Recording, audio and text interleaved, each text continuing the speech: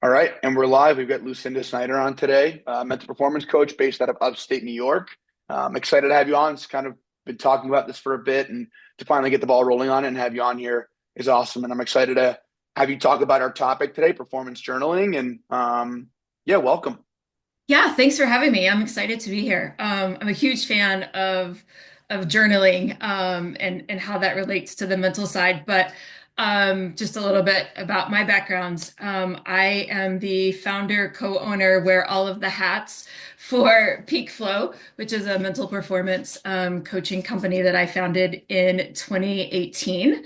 And I was an individual athlete growing up, so I rode horses competitively and there came to a point where I reached a certain level of success that I got really in my head. A lot of negative self-talk, self-doubt, fear, all of that began to creep in. And at that point, we didn't talk about mental performance coaches. We didn't know what that was. Athletes weren't talking about it. They were certainly doing it, but it was all kind of behind the scenes, behind closed doors. And so because of that, I really thought something was wrong with me. And I ended up walking away from a sport that I was really good at. And really looking back was the only time I knew how to really be present, right? Sometimes we're in that flow state. That's really when we're present. And I think that laid the foundation for fast forward a lot of years to the place where I am today. And I was working at the University of Rochester as a financial aid counselor on campus when the football program hired a new coach, and he was coming from MIT over to the U of R to rebuild their program. And a colleague connected us and said, "Hey, I've got this football coach. He wants yoga for his guys. Will you do it?" And I was like, "Sure." And I had just come out of yoga teacher training, and I had no idea what I was stepping into in terms of how it would change the trajectory of my professional career and life, really. And I stepped on that field, and there were 100 guys on this football field. And I'm like, all right, we're gonna do yoga. First of all, I didn't have a mic. My voice doesn't get, I don't have that really loud coach's voice, but we got through it. And they got through the awkwardness of movement and kind of moving their bodies in new ways. And then at the end, they got really still. And I could feel them settle and get really present. And it was magical. Like I got chills standing there on the field, and I'm like, there's something to this. And so I really began to collect teams over time. COVID happened. I went back to work. Well, we stayed at work. We worked from home. And it got to be a real grind. I'm like, how can I do this full time? And so I left the U of R 2.5 years ago and have been working with teams since then around mental performance. We still do a little bit of yoga every once in a while, a lot of visualization, mindfulness, and meditation. And I really like my belief is that if you really want to impact the outcome of that game, you've got to play present. And so giving them the tools to learn how to be in the present moment. hmm That's something that's kind of been a common theme. Well, in my life personally, just through the things that I'm reading, hearing, seeing, and what we've talked about recently on the podcast as well is that being in the present moment. Yeah. And the best athletes, most elite athletes, are the ones that are able to channel that and be as present as possible in the sport that they're doing or in whatever given activity is. So, in your words, what do you think Mhm. that before we kind of dive into like the performance journaling type of stuff, what does Yeah. that look like for you and how do you help an athlete kind of channel that and get into the present moment? I mean, it is, I think it is pretty simple, but it's hard to do. It's Yeah. just a matter of just being in your senses and being right here, right now. But how do you instruct that? How do you kind of teach that to your athletes? Yeah, and I think in the simplest form, right? It's awareness. It's awareness of where you are, what you're feeling, what you're thinking, your surroundings, and having athletes understand kind of what's happening in their body at any given time. And it is really simple. It is really simple. Just be present, just be where you are. And we tell athletes all the time, next, be one play at a time, one moment at a time, one shift at a time, whatever that is, but we don't tell them how to do that. Mm-hmm. And so I think some of it is very much traditional mindfulness practices. When we get together, we'll spend 5, 6 minutes just sitting and breathing, right? Sitting and being in the moment and being with our thoughts, because the more we are with them, we build that muscle. We build Hmm. that awareness muscle. I'm a big fan of anchors. And my athletes really like having an anchor to come back to when they feel themselves um, getting distracted, either in past mistakes or worrying about outcomes. I have one hockey player that after every shift, he'll go back to the bench, he'll take off his gloves and then he'll put them back on. And for him, that anchor is like, all right, that shift is over. I'm resetting myself to get back to for the next shift that comes up. So Yeah, I having like that. either a physical anchor or a word, a mantra. I saw you posted about mantras today. I'm a big Yep. fan of like a one word mantra. So giving them an anchor, something to do, right? Because we get so in our head. Yeah, basically getting yourself out of your head into your body, Yep. and then translates being into the moment. It's Yeah. yeah, that's awesome. It's something that I've heard later on, obviously in my life, and kind of after I was done playing. So poor timing on that, but I think that's Ye- awesome that you're able to teach that to athletes, and that those are good cues. Yeah, and the beautiful thing though is now that you are coaching, you have that ability to influence Correct. a younger generation, right? I mean, Correct. did you see The Last Dance on Michael Jordan? I saw That bits and I never sat down and watched the full thing, but I did casually, just my dad was watching, so I'd sit there and yeah, watch for a couple minutes or a couple episodes. But yeah. yeah. One of the things they said, and I think it was like the one of the last episodes was like the thing that made him so great was that he could be present. Like, Hmm. yeah, he had this insane athletic talent and he was incredibly good, like the greatest of all times. But the thing that he had that nobody else had was that when he stepped on the court, he was fully present all of the time and Hmm. had that ability to come back, right? If he realized he was drifting. Yeah, I think I did see something on that. I was on social media or YouTube about that Hmm. exact thing that you're talking about. Yeah, So yeah, no, that's awesome. Yeah, let's get to our topic today, performance sure. journaling. I think performance journaling, not to speak for you, obviously I'll give you the floor to kind of dive into it, Yeah. but I think performance journaling is a great way for athletes to take an organized approach to their development, Hmm. instead of just kind of blindly going through things, or just going through it and thinking that you're working on all these things. I think it's a great way to organize your process and Yep. write down and track daily what you're doing to become the athlete that you want to become. Yeah. Yeah. So yeah, if you can kind of dive into performance journaling, what that is, how you teach it, and just kind of a deep dive into all the things. Yeah, I'm a big fan of journaling, and I have been my whole life. I have my own journaling practice, but I think in terms of performance, right, it does a couple of things, and you alluded to that. I mean, I think one, it continues to build that self-awareness muscle, and the more that we can put pen to paper, we're able to work things out that we don't always know that are in our head. I'm a big fan of a brain dump of just like Hmm. if you're really overthinking something. I'll have an athlete just set a timer for 10 minutes and write. Just write. I don't care what it says. I don't care what it looks like. I don't want you to think about it. Just get everything out. And then I usually, which sounds a little bit woo-woo in some ways, I'm like, burn it. Like burn it, shred it, get rid of it. Because sometimes we hold on to that stuff in our body. And that's that mind-body connection. And so we need to get it out. And so a lot of times I will have them start with a brain dump because it's all up here just swirling around. I think the other thing that performance journaling is really good for is building that confidence and having that record to be able to see your progress over time, but knowing that those internal thoughts and those negative thoughts and what I call the inner critic is going to come online at some point. You give your brain evidence of like, hey, I've done this before, I can do it again.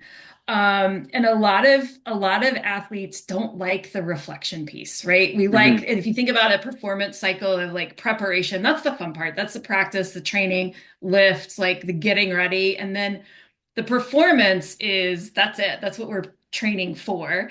But then the most important part of that cycle is the reflection. And that they all inform each step. So if we miss the reflection, how do we know how to prepare for our next game, Hmm. right? If we haven't reflected. And I think for student athletes in particular, right, there's so much on their plate. And it's like, really, this feels heavy. Like, why do I need to sit down and journal? But Yep. it doesn't have to be complicated. It can be really simple. And I tell them to use their apps, their note app on their phone, and just open it up and jot it down, right? So a lot of times I will say, tell me, write down three things that you did well, three things where you had challenges, and then be done with it. Like, don't overthink it, just write it down. And I had an athlete, she's a sophomore, she's a Division I soccer player, and she said, I've been doing that. You told me to do that in the fall of my freshman year. She's like, I have been doing that ever since every single day. And she's like, it has changed how I view my game and my confidence because I have this record that I can look back on. If I'm on the bus and I'm in my head, I pull that up and it's right there. So I think it's very powerful to see your own words and look back. And I think so. Three things you did well and three things you could have done better. That's Yeah, I yeah, like that, yeah, and I was going to ask you that about a lot of athletes in all stages. There's always going to be hectic times. Whether you're a youth athlete, it's hectic because yeah, you're probably playing multiple sports and you're in school yeah. for X amount of hours a day, and then practices all that. And then when you're in college, you have a little bit more of those gaps, but those Hmm. gaps are being utilized with extra training sessions or study sessions or whatever. So it's like there's never going to be a time where you have a perfectly structured lifestyle, I feel No. like, as an athlete. So I think it's awesome that you just mentioned the quick, easy way to get this done while still doing it and not adding more into an athlete's Hmm. plate. So I mean, as simple as three things you did well, three things you could have Hmm. done better, and just be able to reflect on that. Now you have something tangible on the could have done better side that you can now take into your week and work on. So Right. I think that's awesome that you mentioned that and kind of gave that tool. Yeah, the other one I really like is what I call ESP. So it's effort, success, and progress. So again, really quick, do it on your phone. Where did I have good effort in today's training or game? Where did I have success? And then where did I see progress, even if it wasn't like perfect or where I want it to be, but where did I see that progress and growth moving towards where I want to be? And so, Mm-hmm. funny story about this one. I have a young athlete. She's Canadian and she plays for a soccer club in Buffalo. And so Mm-hmm. she and her dad drive back and forth from Canada multiple times a week. And they do this together because he watches her practice. And so on the drive home, they do ESP and it becomes a conversation between the two of them that is driven by her, right? So parents aren't kind of coming out like I'm giving you advice, but it's become this really cool thing that they do to help her develop, to help him feel like he's impacting her and have a conversation about her game. Mm-hmm. Strengthen Can, that relationship. yeah, can we talk about the role of parents in all this? Yeah. Whether you're a parent who's played a sport, at a high level, maybe you have, these things dialed in. Maybe there's Right. some that have played a sport and don't always talk to their kid in the proper way. Who knows? Or there's parents that have no idea, never played a sport, never played their athletes or their kid's specific sport. How do you go about, I guess instructing the parents on how to have these conversations, but keep them as conversations and not be a coach on the car ride as well? Because I think it's the Yeah. coach's job to be the coach and then the parent's job to, reinforce those same messages. And again, this is coming from a place of I'm not a parent. I'm not close to being a parent, Yeah. but Yeah. I do empathize with the parents because my parents were parents that didn't know anything about hockey and they tried the best they could. So, how would you suggest a parent go about, coaching their kid in this type of aspect, like you did just mentioned? And I think Yeah. it's a good thing to keep it as a conversation, unless it's I think like, it's a conversation, and I yeah, think it's asking your athlete and your child like, "Hey, how do you want to approach this?" Because I always ask my younger athletes, "So what's the car ride like home?" And they'll spill the tea, and they will tell me, right? And I will try to encourage them to take ownership of that and talk to their parents. But I think it's asking your athlete like, hey, on the ride home, if you had a good game, do you want to talk about it? If you didn't have a great game, do you want to talk about it? Do you just need to time to decompress and then circle back? mm-hmm, Because sometimes they just want to be left alone, right? They mm-hmm, don't want to talk. They need to work through it on their own. and asking them what they prefer, right? And I think having a structure, like what are three things that you did well, or did you have fun, right? If we're playing from a place of fun, we're going to be performing at our best. So asking questions that are more open-ended and letting the athlete drive that conversation, I think is really important. And Hmm. it can be something as simple as tell me a moment where you had fun today. Tell me a moment in the game where you took a risk. Tell me a moment where you felt really comfortable. Were there moments where you felt challenged? It's and letting them drive the conversation. And if they don't want to talk, they don't talk. Like, don't force it. I have a 15-year-old and he is like, I have a question limit. Like, I am allowed X amount of questions a day. And then he's like, Mom, you're asking too much questions. And I have to like respect that. Hmm. 'Cause then So he'll open up more. yeah, it's a way of it's performance journaling through reflection in a more casual way. It's just Yeah. it's that same it's all under the same umbrella. It's just Yeah. how you navigate that conversation and at what age. I feel like, younger Yeah. kids you can, ask those questions and keep it like that. And then once the player or the athlete starts getting more serious about their sport, then they can start to maybe write things down in a notes app or a physical journal. I mean, is that Yeah. accurate in saying? Yeah. I think that's fair. I think that's fair. Yeah. Yeah. Hmm. Um, and I think that it's just it's even the parents could performance journal, right? Like what did I do well as a parent to support my athlete, right? How was I in the stands? Because we all know those parents that are not the best fans. Like we Uh-huh. wouldn't have those statements Yeah. before games if people didn't kind of get all in their emotions. We're human, it happens. And so, maybe it's something that parent and athlete do together, right? They have their own and they sit down and they have that process together. Where Hmm. was I a good fan today? Was I a good spectator? Where was I challenged? Oh, that ref really made me mad. It's your kid. I get that. Hmm. Are So, you, and your biggest thing is writing it down. mhm. As an athlete gets older, writing it down physically, being able to see it, and the way that you Yeah, do that could be a notes yeah, app or a physical yep, journal.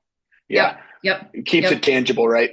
Keeps it tangible. I have a pre and post performance journal that or template that I use that I give teams, and I have a player who put it in his stall at the beginning of the season so that every single time he got dressed and got ready to go out on the ice, he saw that, and that was that reminder of like what my goals are, what my three keys to success. I do that a lot with them for this game or this, whatever's coming up. And he had that physical reminder, and it was just like, this is why I'm here. This is how I'm getting present.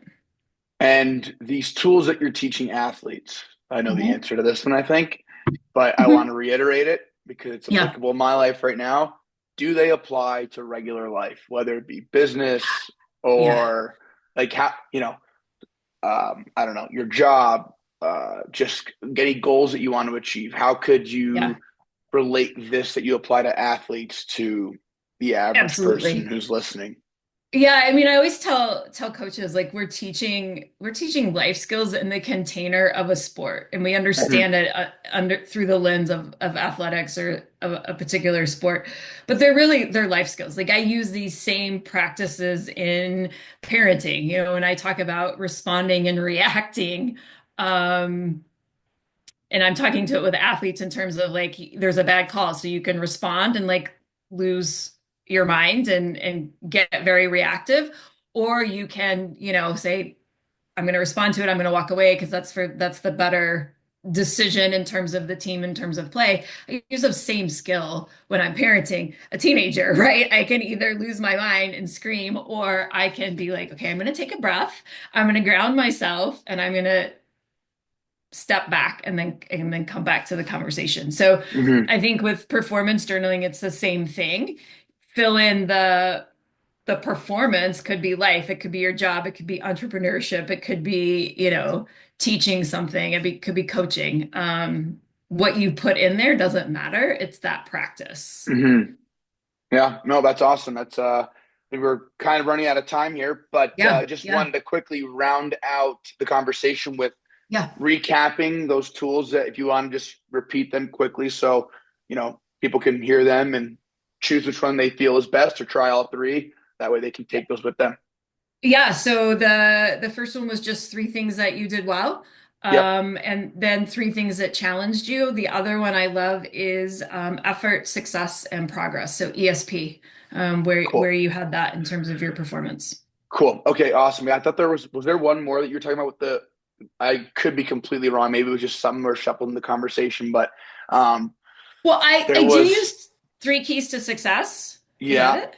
Yep. No, it was I So think it was the one with the we were talking about it with the I don't know. I might be losing my marbles. I thought there was a third one. I apologize. But um yeah, all good. It's I think those two are perfect and they keep it okay, simple. yeah. Yeah, And yeah. we'll No need just to overcomplicate it. I yeah, think that's the exactly. biggest takeaway, right? Is our brain complicates enough. There's no need to overcomplicate performance journaling. Like the point Correct. is you get it out. Oh, the brain dump. I talked about the brain dump. Okay. Yeah, yeah. Right. Yeah. So just get all the thoughts out. So you weren't Correct. crazy. You weren't Yeah, I don't crazy. know. I think there's some slight a little bit of craziness there. I might be losing my marbles and overcomplicating it per usual. So yeah, I just had my brain firing a million miles an hour and thought there was another one. And yeah. No, but that's great. And I think any one of those three things that an athlete or two or three things that an athlete can take and just apply right away, whether Yeah. it be, you know, however they want to choose to do it, formally writing it down or informally just having a conversation, in their head about it or with a friend, a parent, teammate, Yep. coach. Absolutely. Um, Yeah. I think those are all, major keys to success that you shared. So thank you for your insight and Yeah. sharing that with the athletes and parents listening and anyone else out there who's listening who it may apply to. Yeah. Awesome. I had fun. It was good stuff. Yeah.